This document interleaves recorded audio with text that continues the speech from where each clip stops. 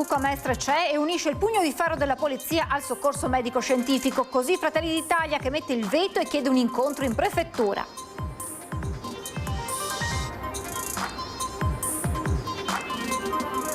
Mobilitazione di fine estate a Mestre contro lo spaccio e la criminalità. Al grido di riprendiamoci la città, l'invito a scendere per le strade con fischietti e megafoni. La rottura di un tubo dell'acquedotto Veritas a Martellago ha provocato conseguenze nell'erogazione dell'acqua fino a Scorzese e Larino. Il danno all'alba di oggi è riparato nel tardo pomeriggio. Manifestazione di protesta a Chirignago contro il progetto di trasferimento dei servizi del distretto sanitario in via Cavanis alla casa di comunità di Marghera. Al via dal prossimo 4 agosto le operazioni conclusive dell'intervento di restauro della balaustra cinquecentesca ai piedi del ponte di Rialto a Venezia, semidistrutta lo scorso dicembre dallo schianto di una barca. Il fiume Lemene torna a farsi via di scoperte e cultura. Successo oltre le aspettative a Porto Gruaro per il debutto dei tour fluviali gratuiti. La navigazione tra i mulini registra già il tutto esaurito.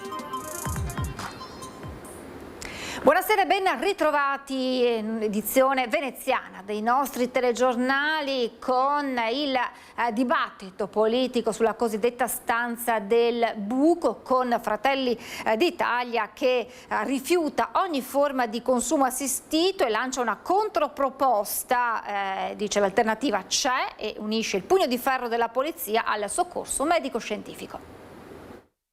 La nostra posizione è ferma per un secco no alla stanza del buco a Mestre. Fratelli d'Italia alza il muro, nessun dialogo, nessuna trattativa, respinge al mittente la proposta di aprire una stanza del buco a Mestre. L'idea lanciata da Gennaro Marotta, presidente della municipalità di Mestre Carpenedo, non è un intervento su cui riflettere, ma una resa incondizionata dello Stato davanti alla criminalità e al degrado. Così i meloniani di Venezia chiudono la porta a qualsiasi discussione. L'idea che aprire una stanza del buco in un luogo specifico della città dove c'è già un grave problema, diciamo, c'è un problema di sicurezza, comporterebbe tutto un effetto negativo per il quale attirerebbe altri spacciatori, attirerebbe altre persone tossicodipendenti e creerebbe un disagio sociale importante di sicurezza non solo percepita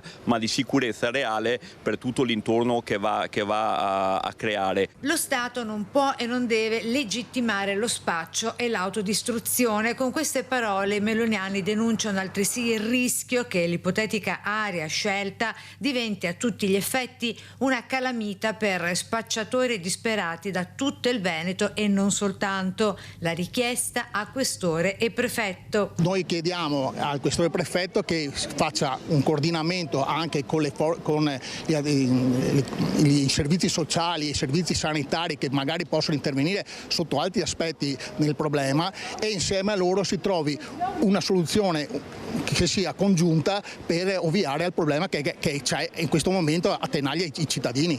Gennaro Marotta dal canto suo non arretra e rilancia. È una questione di salute pubblica. L'obiettivo primario è azzerare l'abbandono di aghi nei parchi, lungo i marciapiedi vicino alle scuole. In sintesi, via le siringhe dalle strade, conclude.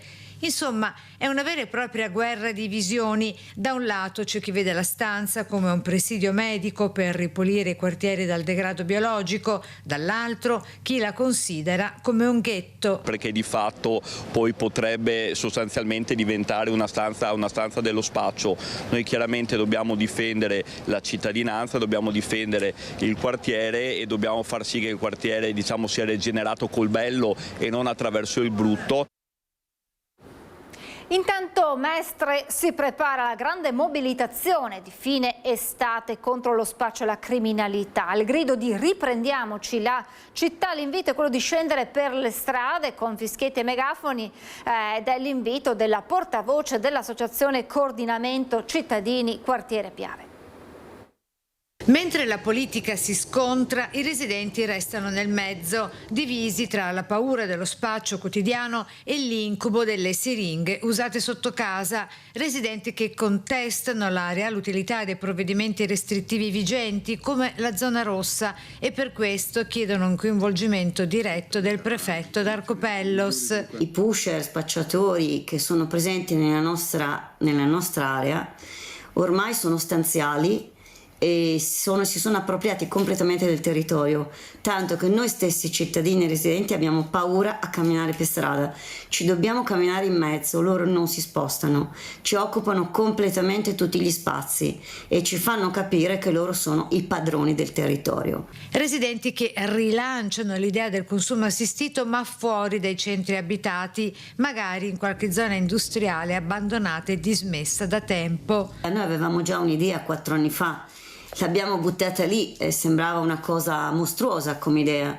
Noi pensavamo che potesse essere adibita a un certo tipo di personaggi, quindi pusher, tossici, prostitute, quindi diciamo personaggi che lavorano sulla strada e che ovviamente non offrono un bello spettacolo e sono causa di degrado, e offrirgli un'area in un punto specifico di Marghera. Infine, la chiamata raccolta di cittadini, associazioni, forze civiche di ogni quartiere per la grande mobilitazione di fine estate per trasformare ogni via di Mestre, cosiddetta calda, in un presidio di legalità e solidarietà, coinvolgendo giovani, famiglie, anziani in un'unica grande rete di vigilanza attiva. Manifestazione statica, cioè il movimento su un'area statica di zona tipo via Piave, via Carducci, Altobello, Corso del Popolo, zone calde, e per 1 ora e mezza, 2 ore, dove se ci uniamo con tutti i cittadini che hanno voglia di partecipare a questo, con fischietti e megafoni come quelli che usano per cacciare sia pusher che tossici, ci troviamo su un certo punto di Mestre e camminiamo avanti e indietro sulla strada, certamente creando disagio a chi passa, ma facendoci sentire e facendo capire che il territorio è nostro, dobbiamo riappropriarci del territorio della città. Una mattinata con i rubinetti a secco e una via completamente allagata con danni ad un'abitazione. La rottura di un tubo dell'acquedotto a Martellago ha provocato conseguenze nell'erogazione dell'acqua fino a Scorzè e Zelarino. Sono circa le 4 del mattino quando la rottura di una condotta dal diametro di 300 mm dell'acquedotto trasforma in un fiume via Motte a Martellago. A cedere un grosso tubo di inizio anni 70 che si trova in un'area privata e deriva dall'adduttrice principale dell'area milanese che dal campo Pozzi di Scorzè arriva alla torre piezometrica di Spinea. Il danno più grosso è in via Motte, ma le conseguenze le hanno sentite in tanti. Dalle 4:30 fino alle 7 metà Martellago era completamente senza acqua, appena un filo. Poi è stata chiusa dal passante una conduttura che è riuscita poi a deviare in altre condutture, quindi diciamo che a parte via delle Motte e via Monsignor Barbiero l'acqua è tornata a disposizione dei cittadini.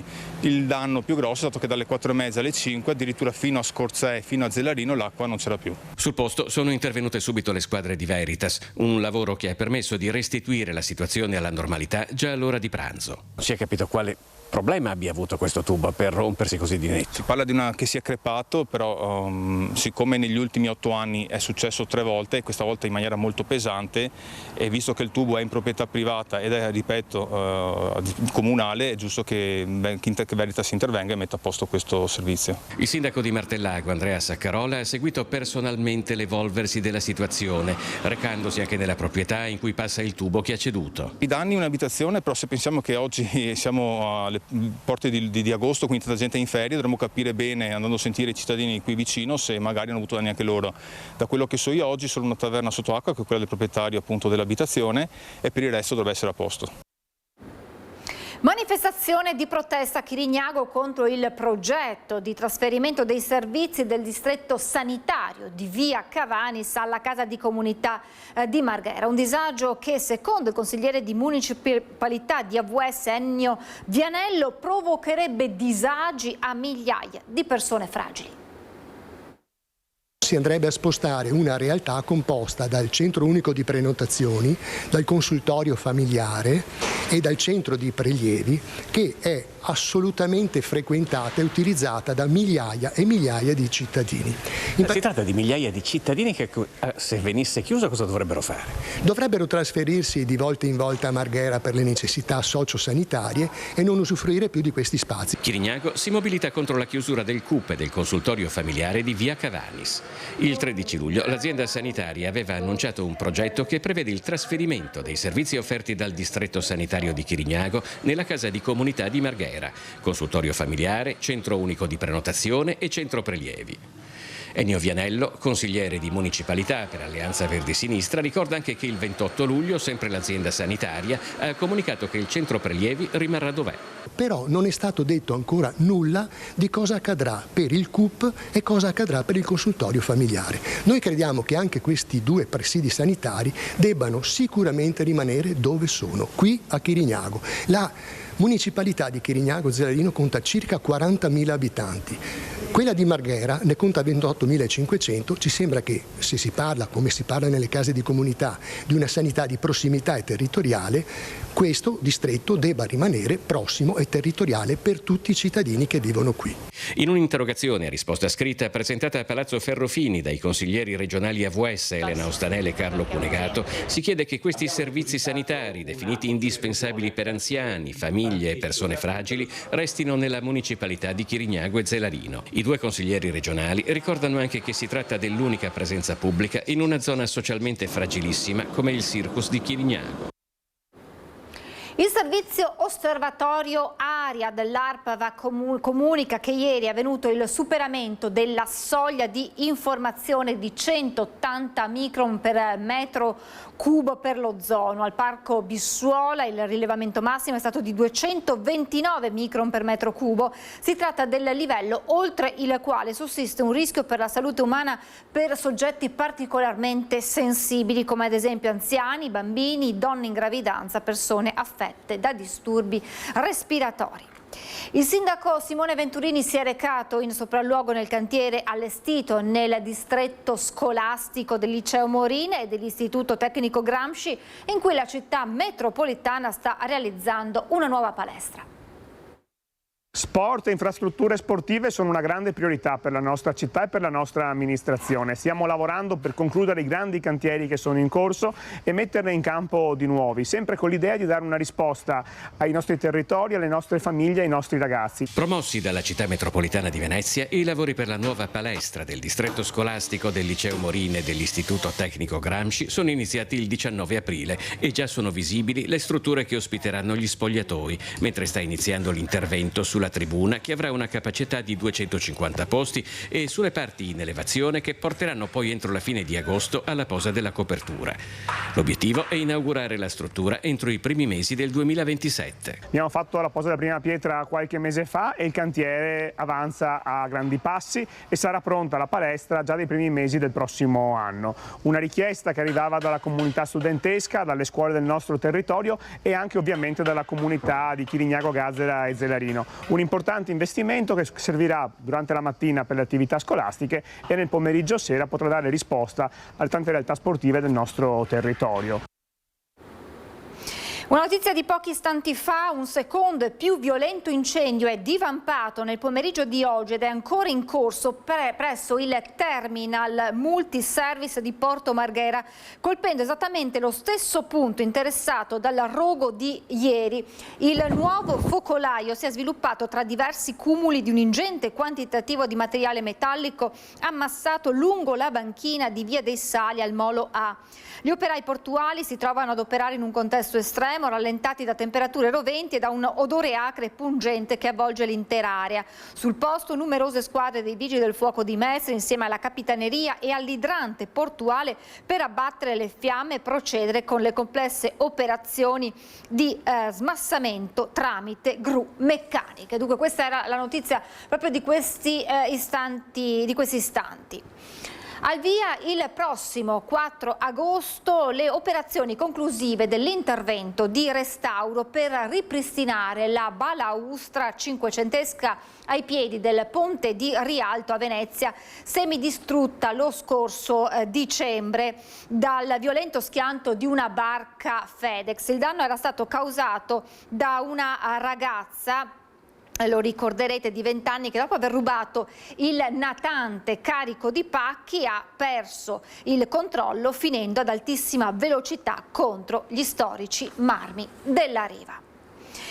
Domani, sabato 1 agosto, sarà la seconda giornata da bollino nero sulla rete di autostrade Alto Adriatico. Si prevede quindi l'afflusso di circa 186.000 veicoli sulla 4 Venezia-Trieste in direzione Trieste. Alla mattina e al pomeriggio traffico critico con possibili rallentamenti e code in prossimità degli svincoli verso le località balneari. In direzione Venezia alla mattina e al pomeriggio traffico intenso con possibili rallentamenti e code in prossimità degli svincoli, anche in questo caso verso le località balneari e in entrata alla barriera di Trieste-Lisert. Per domenica 2 agosto è previsto il transito di circa 177.000 mezzi. Sarà dunque un traffico, un fine settimana da bollino rosso.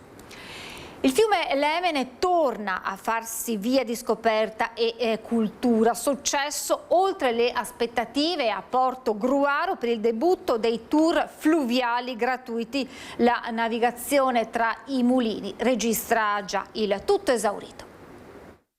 Prime uscite e subito sold out, tutto esaurito per il rilancio del turismo fluviale nel Veneto. Ha preso il via la stagione dei tour guidati in barca che collegano Concordia Sagittaria a Portogruaro. Che è veramente un'esperienza unica, vedere la città sia di Concordia che di Portogruaro dal fiume è una prospettiva diversa. Era la prospettiva che avevano i nostri avi quando sono saliti attraverso il fiume e sono arrivati a Portogruaro a portare la civiltà prima romana e poi medievale, insomma, quindi un'esperienza veramente unica. Iniziativa interamente gratuita per i passeggeri con il patrocinio e il finanziamento del comune. Un'attività che avevamo già iniziato così sporadicamente, ma adesso la istituzionalizziamo, la sovvenzioniamo e quindi questi sono i prodromi di quello che sarà anche un po' una barca anche proprio del comune. Il servizio permette ai visitatori di risalire la corrente dell'Emene direttamente nel cuore del centro storico, proprio nel giorno del mercato settimanale. Quindi con la conoscenza anche con la possibilità di muoversi tra le bancarelle e visitare uno dei più grandi mercati della Venezia orientale. I posti a bordo per le date di agosto e settembre sono già esauriti. Una sfida di acquistare un natante della capienza di 15 persone, di farlo unitamente insieme a TVO SRL, che è il nostro infopoint, l'infopoint che rappresenta Portogruaro, e tenerla a disposizione del comune di Portogruaro, ma della comunità dei portogruaresi e dei turisti, questo natante tutto l'anno. Gli organizzatori hanno aperto una lista d'attesa. Per iscriversi o per prenotare invece la visita a piedi è necessario inviare una mail a info@turismoveneziaorientale.it. Ed è tutto anche per questa edizione del nostro telegiornale. Ora vi lascio alla sigla e poi a seguire ci saranno le previsioni del tempo. Grazie per averci seguito e buon proseguimento di serata.